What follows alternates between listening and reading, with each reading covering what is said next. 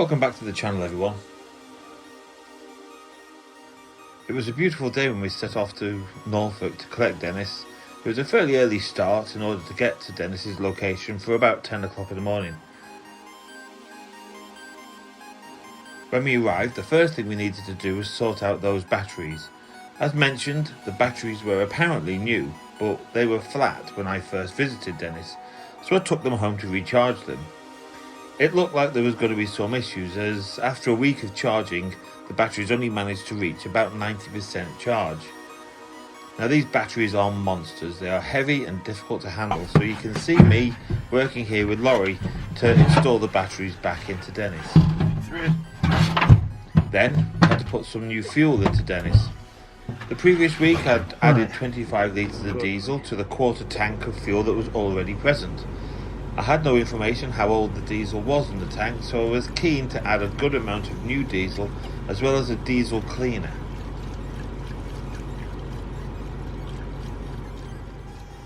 Then it was time to start Dennis, and in true form it started first time, although it was quite smoky.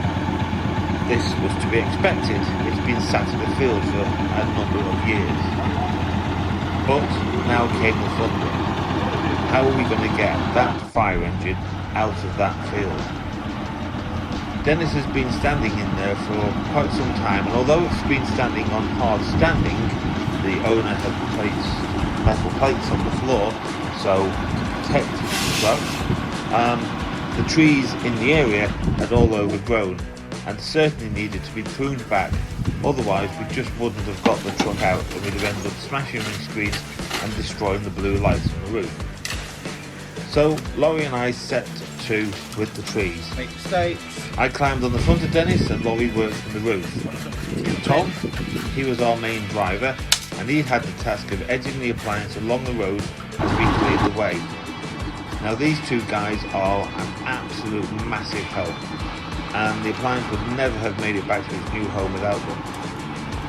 If you don't know Laurie and Tom are both from the LMM YouTube channel.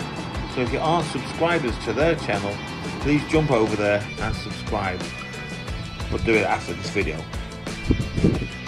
Now, you can see how tight the road was that we had to get Dennis through. It took us probably half an hour to travel approximately 10 metres.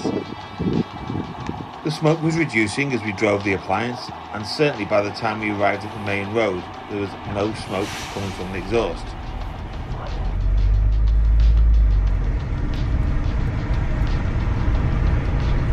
We do, however, have some issues to deal with.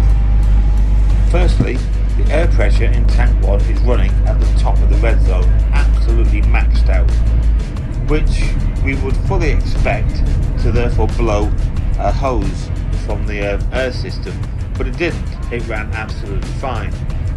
So if anybody's got any ideas as to what's going on, please get in touch and put your comments in the comment section below. Also, we noticed that the temperature gauge hardly moved during the whole time of driving it. Laurie says that his fire engine is similar to this, but again, any thoughts, please let me know in the comments. With the exception of these two issues, the appliance appeared to run really well and smooth, so we opted to make a bit of a detour in order to meet up with Laurie's appliance. And it was great to spend a short time allowing these two old war horses to share the roads again. Laurie's appliance is an ex-Great Yarmouth appliance, and my Dennis spent his time at Wymondham. Or that's how we pronounce it. In Norfolk it's pronounced Wyndham. If there are any historians out there, it would be great to hear any information about these vehicles, especially if there's any record of these two vehicles ever working together at an incident.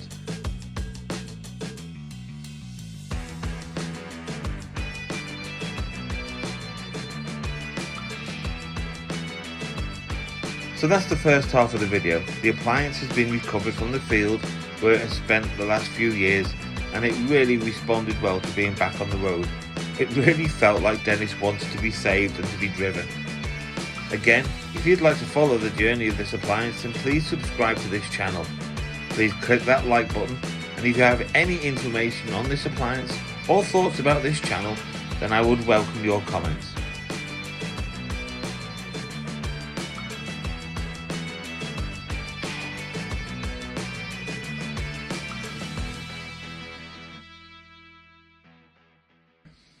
Part 2 of the video will come next week, where we will continue the journey of getting Dennis back to where it's going to be worked on.